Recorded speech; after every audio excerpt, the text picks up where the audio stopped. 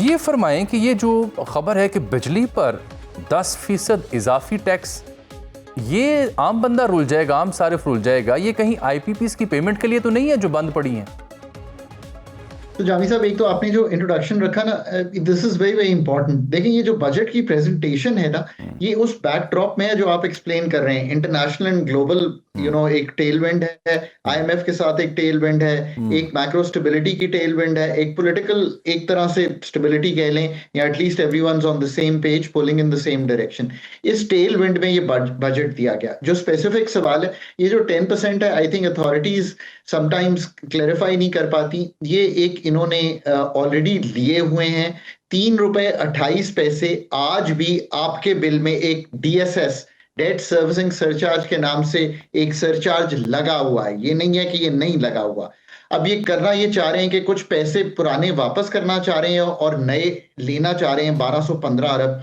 उनका ये ख्याल है कि जो अब पैसे मिल रहे हैं, चूंकि रेट नीचे आ गया है, वो सस्ते मिलेंगे, तो ये उसको शफल करने के लिए इन्होंने ये प्रोविजन बांधी है। आई थिंक जब ये खुद भी इसको क्लैरिफाई करेंगे, शायद बिजली के नरखों में तब्दीली इसकी वजह से नहीं होगी, बाकी वजूहत अपनी जगह।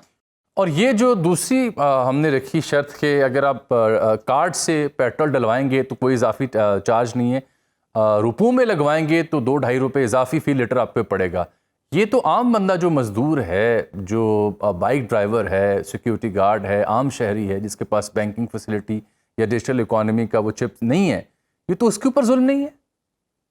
तो आप बिल्कुल ठीक कह रहे हैं। पाकिस्तान में डिजिटलाइजेशन की तरफ बढ़ना इसलिए जरूरी हो गया है कि जो 140 अरब डॉलर की इकोनॉमी है वो इनफॉर्मल है, जो रीसेंट एस्टिमेट है। 400 अरब की पूरी इकोनॉमी है और 140 अरब इससे बाहर है। सो आप सोचिए कि ये जो आप कहते हैं रिटेल होलसेल, ये जो आप कहते हैं रियल एस्टेट, ये जो आप कहते हैं एग्रीकल्चर इनकम टैक्स, जो आप कहते हैं आड़ती, कि जो सब टैक्स के निजाम से बाहर हैं, तो अब इनको टैक्स के निजाम में लाने का तरीका क्या है?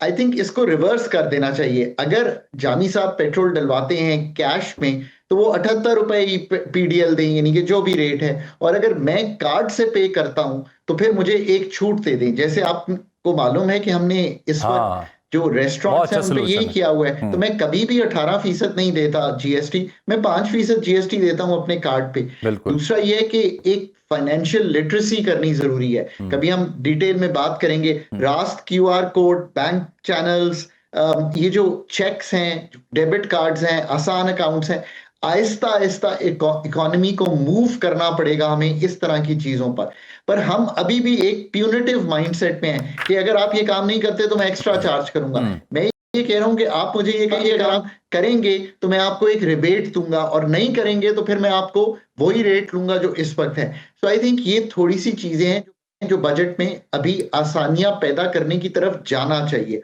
मसला ये है कि जब आप एक्सपोर्ट का हदफ रखते हैं 30-35 अरब डॉलर के ऊपर, तो जब आपकी ज़राअत का ये हाल हो और मैन्युफैक्चरिंग का के मिलें बंद पड़ी हूँ और काबिल ज़िक्र कारकर्दगी ही ना दिखा सकें, इकोनॉमिक सर्वे उसका एविडेंस दे रहा हो, तो हम कैसे वो अपना टारगेट पूरा करेंगे sir? So it's very very important to realize कि ये जो हमारी इस वक्त ज़राअत है, ये इसमें कुछ क्रॉप्स जो हैं वो इस तरह ऑपरेट कर रही हैं कि जिसमें हमने एक प्राइसिंग फिक्स की हुई है, पास को बाय करता था। I think that regime is changing. Jami साहब, इस वक्त एक डिसरप्शन सी है, और वो डिसरप्शन शायद उतनी जिसे कहेंगे स्मूथली मैनेज नहीं हो पाई है जितनी ओवर द ईयर्स होनी चाहिए थी। एकदम चूंकि गवर्नमेंट ने विड्रॉ किया है, बाइंग से भी पास्को को खत्म किया, एकदम जो वैल्यू सेट करते थे इन क्रॉप्स की वो भी विड्रॉ की। हालांकि राइस और मेज पाकिस्तान में ही ऑपरेट करते हैं, ना शॉर्टफॉल होती है, ना ही उन पे 3.5 अरब डॉलर की एक्सपोर्ट भी होती है। दूसरी मसला यह है कि हुकूमत को जहां इन्वेस्ट करना है, R&D में इन्वेस्ट करना है, काश्तकार को बेहतर बीज देना है, फार्म टू मार्केट रोड्स बनानी है, कोल्ड स्टोरेज बनाना है ताकि जो जाया होती हैं चीजें वो जाया ऐसा तो कुछ नहीं हो रहा करनी है। ये सारे काम जो है इनकी तरफ तवज्जो देनी है। मेरी इनसे राय ये होगी कि एक तो एंगेज करें प्रोविंसेस से बहुत ज्यादा, क्योंकि अब ये सब्जेक्ट प्रोविंसेस का है। और जामी साहब ये भी रियलाइज करें, पंजाब की प्रोविंस 1100 अरब रुपए का पीएसडीपी देने जा रही है। लार्जेस्ट सिंगल पीएसडीपी है पूरे मुल्क में। वफाक का पीएसडीपी 1000 है, उनका 1100 है। सो जो ये रखवाना चाहते हैं in terms of projects which will help ज़राअत, वो जरूर रखवाएं। चाहे वो बीच डेवलपमेंट के हों, कोल्ड स्टोरेजेस बनाने के हों, जो जो करना चाहते हैं, क्योंकि ये एग्रीकल्चर अब इनका, इसी तरह सिंध जो है 900 अरब से ऊपर का पीएसडीपी देने जा रहा है। What I am trying to tell you is कि एक सी चेंज आ रहा है from the federal government moving away from these areas. अब फेडरल गवर्नमेंट का डोर नॉक करने से बात नहीं बनेगी, but Punjab government, Sindh government ये टेक ओवर कर रही है सब्जेक्ट्स, और इन सब्जेक्ट्स को चलाएंगी और इन सब्जेक्ट्स की बेहतरी के लिए आगे बढ़ेंगी। अब मार्केट मैकेनिज्म्स पे बेस्ड चीजें होंगी। मैं ये जरूर मानता हूं कि इनकी कॉस्ट ऑफ प्रोडक्शन ज्यादा है, तो क्या बिजली के जो हमारे ट्यूबवेल्स हैं उनको सोलर पे शिफ्ट करके इनका मसला बनेगा। They have to think very very progressive policy. बिल्कुल ठीक। डॉक्टर साहब, बजट आपने देखा, उसके ऊपर एतराज़ात भी उठ रहे हैं। बिलखुसूस मैं आज जिक्र कर रहा हूँ प्रोग्राम में पर्टिकुलरली जो हमारा फार्मर है, इसीलिए हसीब अनवर साहब भी मेरे साथ शरीक गुफ्तगू में बार बार जिक्र कर रहे हैं कि वीट हो, कॉटन हो या शुगर केन, उसमें जो नुकसान हो रहा है और जिस तरह किसान डिजेक्टेड फील कर रहा है, और फिर जब गवर्नमेंट 30 से 35 अरब डॉलर की एक्सपोर्ट का टारगेट सेट करती है तो ज़राअत और मैन्युफैक्चरिंग जो है वो उससे से डिलीवर नहीं कर सकी अपने अहदाफ को। इकोनॉमिक सर्वे भी उसकी एविडेंस सबूत देता है। तो कैसे हम ये हदफ पूरा करेंगे? और ज़राअत तो हमारी मईशत की रीढ़ की हड्डी थी, उनके साथ जो कुछ हो रहा है उसके ऊपर क्या सोल्यूशन आप सुजेस्ट करते हैं?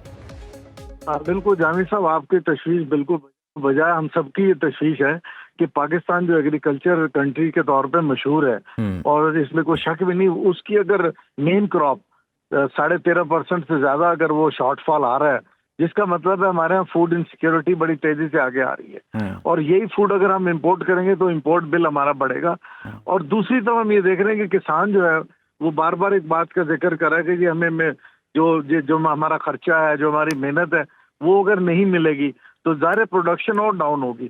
तो मेरा ख्याल है कि जो बजट में बात की गई वो काफी नहीं है। उसमें कहा है जी कि छोटा किसान उसको हम कर्जे देंगे। ये स्कीम जो कर्जों वाली है ना, छोटे कर्जे, छोटे किसान, ये बड़ी पुरानी बात होगी। अब तो देखें एग्रीकल्चर को मैकेनाइज करने की जरूरत है। अब हमारे पड़ोसी मुल्कों को देख लें, बाकी मुल्कों को देख लें, वो पर एकड़ यील्ड ज्यादा ले रहे हैं। उनके यहाँ रिफाइंड बीज है, फिर उसके बाद बाकी टेक्नोलॉजी यूज हो रही है, फिर पानी के लिए वाटर एफिशिएंट टेक्नोलॉजीज यूज हो रही हैं। और हमारे यहाँ अभी भी ट्रेडिशनल एग्रीकल्चर की वजह से पानी, जो मीठा पानी, स्वीट पानी जो हमारा कम होता जा रहा है, सबसे ज्यादा अभी भी एग्रीकल्चर में जा रहा है। और इसके बावजूद अगर प्रोडक्शन नहीं हो रही तो ये एक बड़ा सीरियस मैटर है। इसको सिर्फ ये ना देखें कि किसान की तो हालत जो है वो तो बिल्कुल ये जेन्युइन बात कर रहे हैं, लेकिन मुल्क कहाँ पे खड़ा होगा अगर हम अपनी फूड अपनी जनरेट नहीं कर पा रहे होंगे। तो ये बड़ी सीरियस कंसर्न है। मेरा ख्याल है इस पे खास तौर पे जिस तरीके से बजट में इसको हैंडल किया गया, वो मैं समझता हूँ कि उसको मजीद थोड़ा सीरियस देखने की जरूरत है। और इसको एक छोटा सा एक एलिमेंट समझ के कि शायद गरीब किसान का ही मसला है, वो भी है, इसमें कोई शक नहीं, लेकिन हमें इसको बड़े लेवल पर सोचना है। क्योंकि एग्रीकल्चर, इसी तरह 3 सेक्टर हैं, एग्रीकल्चर, इंडस्ट्री और सर्विसेज। अगर हमारी, और इंडस्ट्री में भी देख लें कि बड़ी मैन्युफैक्चरिंग इंडस्ट्री वो डाउन पे जा रही है, उसकी ग्रोथ आप देख लें वो कम है। तो ये बड़ी सीरियस चीज है। अगर हमने एक्सपोर्ट ओरिएंटेड इकोनॉमी बनना है तो हमें तीनों सेक्टर को तवज्जो देनी होगी। लोगों को फीड करने के लिए हमें किसानों की हालत, अपनी एग्रीकल्चर की हालत बेहतर करनी है, सर्विसेज के लिए प्रोटेक्ट करना है अपना जो हमारा नया जो इस वक्त आईटी में खास तौर पे जो नौजवान आ रहा है, आपने उनको भी टैक्स कर दिया और हेविली टैक्स कर दिया। टैक्स होना चाहिए लेकिन थोड़ा एक जेन्युइन टैक्स होना चाहिए। अब ऑनलाइन बहुत सारे लोग बिजनेसेस कर रहे हैं, 18% अगर इस पे टैक्स लग जाएगा तो वो जो मार्जिन, हाँ जी 18% लगा दिए जी, बिल्कुल। हाँ, वो अगर लग गया है कोरियर कंपनी कलेक्ट करेंगी, बिल्कुल ठीक।